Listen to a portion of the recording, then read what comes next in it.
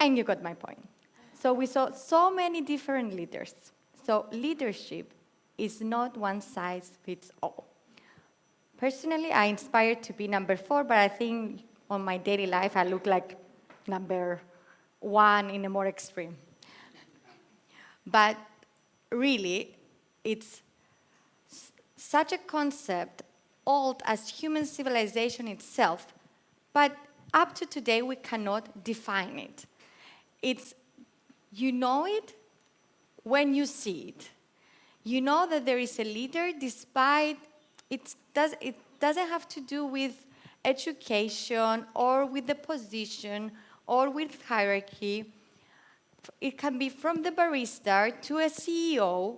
Leaders are out there and they inspire others by leading by example. But before we dig into the story I want to share with you today, I wanted to walk you through how I ended up here, first of all. This is my first TEDx talk.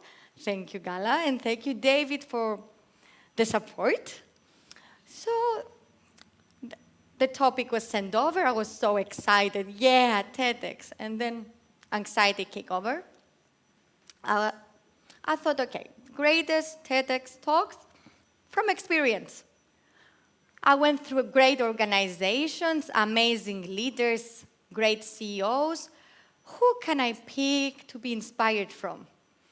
And one night, like 3 o'clock in the morning, when my son woke me up for milk, I was doing the formula, very bad mother, and it hit me. My first manager, total disaster, awful, angry, anxious, authoritarian, disaster. He was working alone for 15 years. He grabbed the opportunity to enter the Big Fours and have a team of 10 people, but nobody taught him how to manage them. So our team looked like this, a bunch of clueless penguins. No vision, no inspiration. Everybody was just anxious. But, lucky enough for him, the organization had the tools to support him, to educate him, to guide him, to inspire him to change. At the end of his story, I think most of the people want to work with him because he became a great leader. So we come to these myths that we have in our heads, that leaders are born, you cannot make them. No, it's just a charisma. It's like a power sent from the sky. But it's such a myth, because if you think through history, and if you look close enough, great leaders, Alexander the Great, or Gandhi, or even New Churchill, they educated themselves. At the beginning of their career, they were not the men and the leaders they were at the end. They walk the talk. So Gala was completely true that in today's multicultural societies, it's so important to understand that leadership is not about authoritarianism or by force or this punishment and reward situation. Is a case of inspiring others through small acts, through your everyday interaction, through a simple hello to a stranger, to become a different person, to find the purpose in their lives, the driving force that will lead them to be their own leaders. Being a true leader is about being inspiring and not imposing. When you impose, you will at the end have the opposite effect. People will obey you, yes, at the beginning, but it will not last. So the idea of soft power really started in the 1980s during the Clinton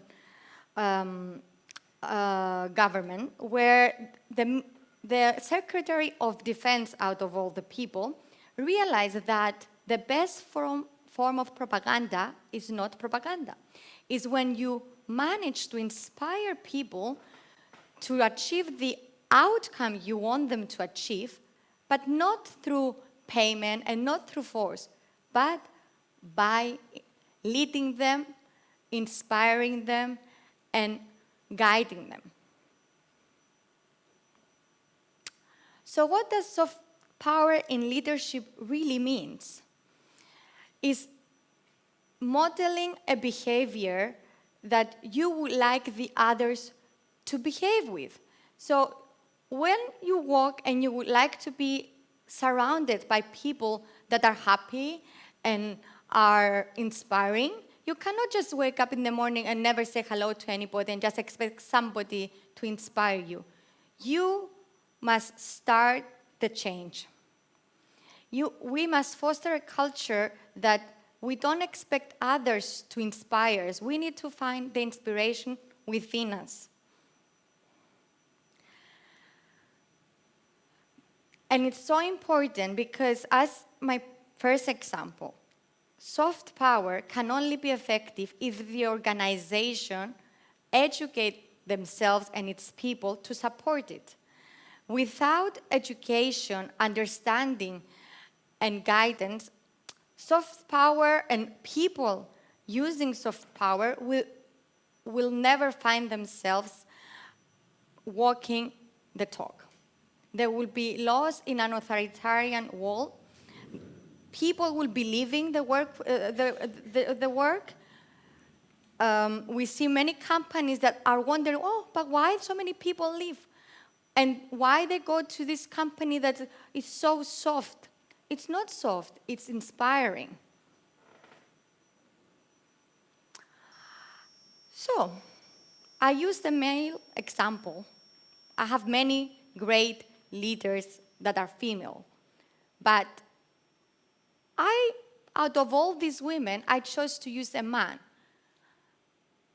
And many of you, I'm sure, you think, yes, he had the time to do these coaching lessons and read the books and spend the time on changing himself. But what about us? I need to go home and cook. I need to take the children to dance. I need to clean. I have so many other things to do after I leave the work or during work. We are thriving by multitasking, I can say. And this is so true. It brings me to like a topic very deep in my heart. Women leave the workforce in great numbers. Yes, we come, we start our careers, but on levels 2 and 3, I think it was best described by the CEO of Pepsi, the pipeline is not leaking, it's completely broken. People are leaving, and the reason is that they are leaving to take care of the children, because our societies lack childcare facilities. And I am privileged to have a support system with my mother and my husband that are able to take care of my children. But I know that the majority, are not as lucky.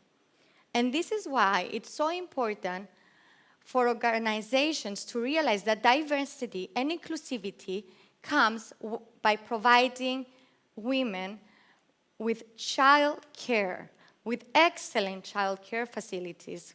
And when I joined this organization, my vision came to life, because through ICANN, and it's not an advertisement, we changed the narrative. We provide, ICANN is a school for currently, due to the limited capacity of students, only for our employees' children, but we hope to inspire more places in the future. But it gives the ability to women to have it all, to be able to leave their children and go to work and be the leaders they dream to become. Because leadership, it's a destination. It's a journey of continuous learning. When you stop learning, you stop leading. And yes, we are a very small group of people, and as Gandhi said, our mission can change the world, but we need more organizations to understand that educating the workforce and supporting the women in the workforce are the tools to achieve diversity and inclusivity. It's a way to inspire and empower your female employees to achieve their full potentials. Thank you. What did I have here?